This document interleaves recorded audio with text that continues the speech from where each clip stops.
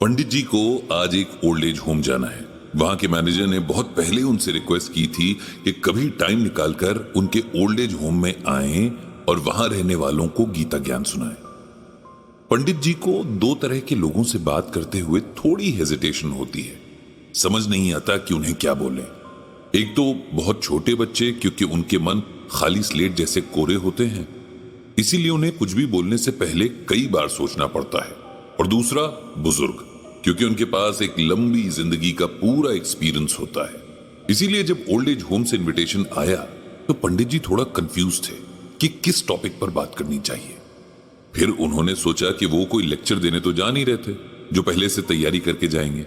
आपस में एक बातचीत जैसा माहौल होगा, लोगों के सवाल होंगे, एक्सपीरियंसेस होंगे, उन पर बात करेंगे, कुछ नया बताएंगे तो कुछ नया सीख कर आ जाएंगे।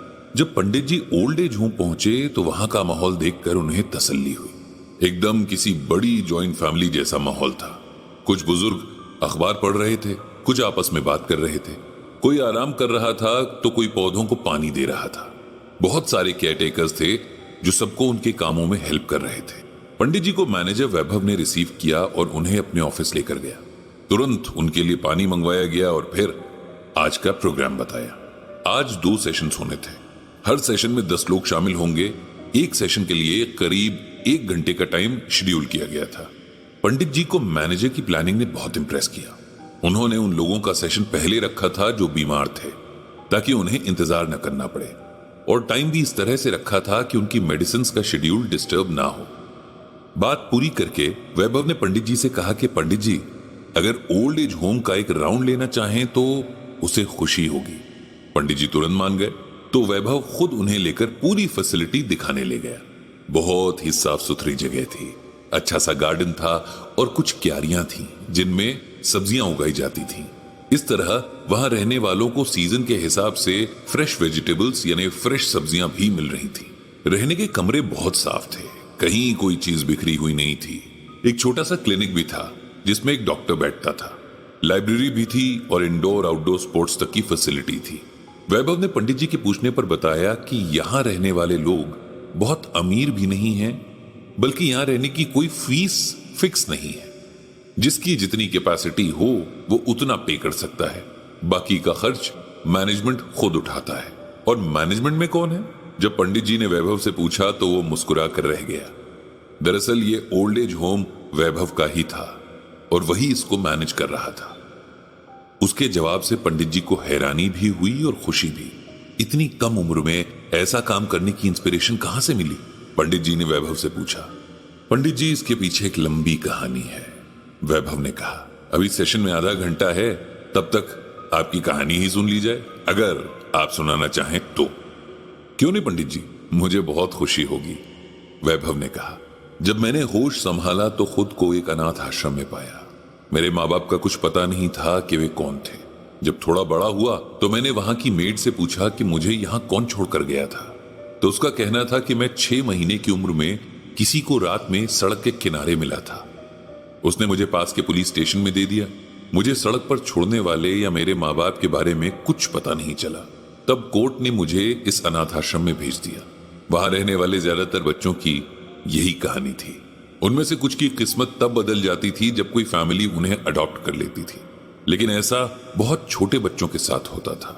जब बच्चों की उम्र बढ़ जाती थी तब कोई उन्हें अडॉप्ट करना पसंद नहीं करता था। मैं भी 4 साल का हो गया था। मुझे अडॉप्ट किए जाने के चांसेस भी अब ना के बराबर ही थे।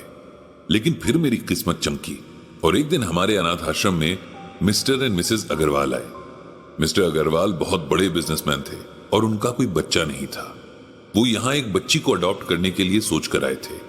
लेकिन किस्मत का खेल देखिए, गेट से अंदर आते ही मिसेस अग्रवाल की नजर मुझ पर पड़ गई और पता नहीं क्यों उन्हें मैं बहुत पसंद आ गया। उन्होंने गर्ल चाइल्ड को अडॉप्ट करने का प्लान ड्रॉप किया और मुझे अडॉप्ट करने की एप्लीकेशन डाल दी। क्योंकि अग्रवाल जी हमारे अनाथ आश्रम को बहुत सालों से अच्छा खासा और डोनेशन दे रहे थे, इसीलिए उनकी एप्लीकेशन एक्सेप्ट भी हो गई। इस तरह मुझे मेरे पेरेंट्स मिले। मैंने अपने पिछले जन्मों में शायद कुछ बहुत अच्छे काम किए थे, जिनका फल मुझे अपने इन माँ बाप के रूप में मिला था। दोनों मुझे बहुत प्यार करते थे, मेरा बहुत ख्याल रखते थे। उन्होंने मुझे अपने साथ एडजस्ट होने के लिए पूरा टाइम दिया। मुझ पर कुछ भी थोपा नहीं गया। यहां तक कि खुद को माँ और पापा भी तब तक नहीं कहलवाया जब तक मैंने खुद से उन्हें इस रिश्ते में एक्सेप्ट नहीं किया।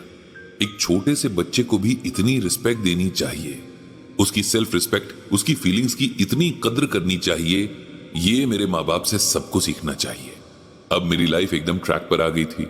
अच्छे स्कूल में पढ़ाई, घर का अच्छा माहौल और सबसे जरूरी माँ बाप का अनकंडीशनल प्यार। ये सब किसी बच्चे को मिल जाए तो उसके बचपन की फाउंडेशन बहुत स्ट्रांग हो जाती है और फिर उसकी आगे की लाइफ भी बहुत अच्छी रहती है। मैंने अपनी लाइफ में आए इस चेंज को बहुत सीरियसली लिया। मैं कभी भी अपने माँ बाप को दुखी या निराश नहीं करना चाहता था। मैंने मन लगाकर पढ़ाई पूरी की। फिर मेरे फादर ने मुझे हायर स्टडीज के लिए अब्रॉड भेज दिया। 4 साल बाद जब मैं वापस आया तो मेरे फादर ने मुझे उनका बिजनेस ज्वाइन करने या अपने इंटरेस्ट से कुछ भी करने का ऑप्शन दिया। वो जानते थे कि मैं बिजनेस माइंड वाला इंसान नहीं हूं और वो ये भी जानते थे कि उनके एक बार कहने पर ही मैं बिजनेस ज्वाइन तो कर लूंगा, लेकिन कभी खुश होकर काम नहीं कर पाऊंगा। मैं तो हमेशा से सोसाइटी के लिए कुछ करना चाहता था ताकि मेरी तरह और लोगों की लाइफ भी बेहतर हो सके। ये बात मेरे माँ बाप जानते थे और उन्हें इस पर कोई ऑब्जेक्शन भी नहीं था। बिजनेस चलाने की जिम्मेदारी मेरे फादर ने अपनी कंपनी के बोर्ड ऑफ डायरेक्टर्स को सौंप दी और मेरे साथ मिलकर एक ओल्ड एज होम खोलने की प्लानिंग करने लगे। हमने साथ में इसके लिए जमीन देखी, इसका पूरा प्लान बनाया और काम शुरू कर दिया। हम तीनों बहुत खुश थे, लेकिन फिर किस्मत ने अपना खेल दिखाया और एक रोड एक्सीडेंट में मेरे माँ बाप की डेथ हो गई। मैं एक बार फिर से अनाथ हो गया था, लेकिन इस बार मेरे साथ मेरे पेरेंट्स की ब्लेसिंग्स थी। उनका अधूरा छूटा हुआ सपना था और एक विश्वास था कि वे दोनों हमेशा मेरे साथ हैं। इसीलिए मैंने इस ओल्ड एज होम का काम शुरू करवाया और फिर इसे संभालने में लग गया। आज मेरे पास इतना बड़ा परिवार है और इतने सारे पेरेंट्स हैं। यहां रहते हुए हमारी कोशिश रहती है कि हम खुश रहें और अपना समय अच्छे कर्म करते हुए बिताएं। पंडित जी को वैभव से मिलकर बहुत खुशी हो रही थी। हमारी सोसाइटी में ऐसे यंगस्टर्स का होना एक उम्मीद जगाता है कि दुनिया रहने लायक बची रहेगी। उन्होंने वैभव को खूब आशीर्वाद दिया और उसे गीता का ये श्लोक सुनाया, पार्थ नैवेह नामुत्र विनाशस्तस्य विद्यते न हिम कल्याण कृतक श्रीद दुर्गतिम तात गच्छति।